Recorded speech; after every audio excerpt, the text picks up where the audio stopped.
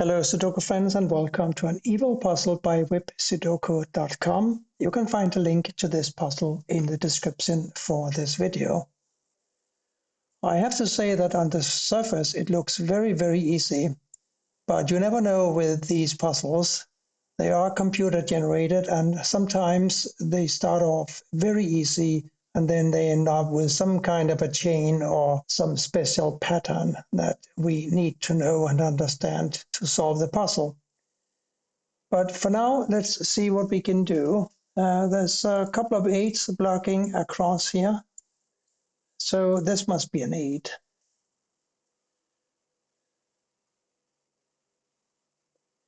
We have a 9 and a 7 here and a 9 and a 7 here.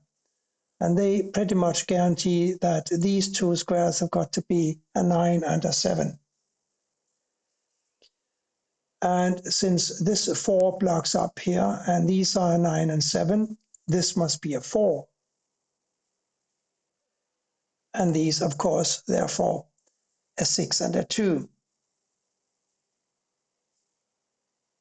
This 5 blocks here, and this 5 blocks here and here. So it's clear that this position must be a 5. And we are going to have an 8 here or here, simply because this 8 blocks these two squares. We have a 9 in this square because of these two 9s blocking across like so. A 5 is forced into one of these two squares because this 5 blocks here, here, and here. And we are, of course, going to have a 5 in one of these two squares now. A couple of 4s block across, and this 4 blocks up. Therefore, a 4 must go in the corner like so. This 4 blocks here, this 4 blocks here, and this 4 blocks here. Here's another 4. As we've just established, a 5 had to go in one of these 3 squares. We've taken away this square now from a 5 candidate, and the 5 here blocks down. So here's a 5. This 5 blocks up, this 5 blocks down, this 5 blocks across. So here's a 5. Now we have a 5 in this square here because of these 5s blocking like so. Because of these 5s blocking everything else. This is a 5. The 3 blocks down here, therefore one of these is a 3, and we are going to have a 3 either here or here. And of course in one of these 3 squares. And frankly, if we look at these empty squares here, all 4 of them, there must be a 1, 3, 4, and an 8. The 3 and a 4 block here, so this must be a 1 or an 8.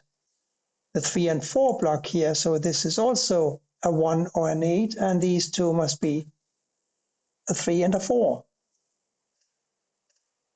We have a 4 blocking up here, and a 4 blocking down here, and a 4 blocking across here, so here's a 4.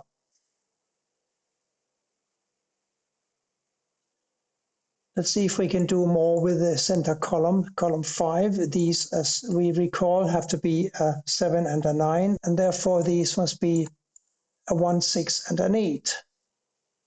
Let's see. No, I don't think I can do anything with that yet. We can place a 9 here because of these two 9s blocking everything else in column 9. And that gives us a 9 up here and a 7 here.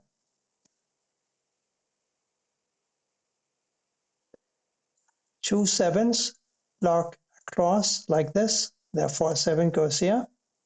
I think that we have decided that this is a 1, 8. Now I'm looking at this square. It also has got to be a 1, 8 because we need a 1, 6, and an 8 for these 3 squares.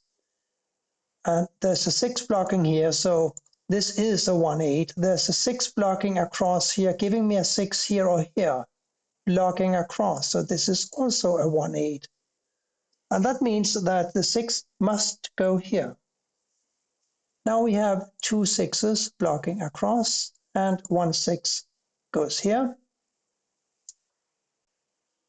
Now this 6 blocks this square, and we got these 2 6s blocking these 2 squares. And from that follows that the corner square has got to be a 6. Now we have 6s here and here, or rather candidate 6s, and we have candidate 6s in these 2 squares. And that means that this can't be a 6. The 6 honor goes to this square. Here now a 1 and a 3 for these 2 squares. The 1, by the way, blocks down, so one of these is going to be a 1 blocking across. This 1 blocks down, so a 1 is going to go here or here. But we knew that because we have 1/8 here, don't we?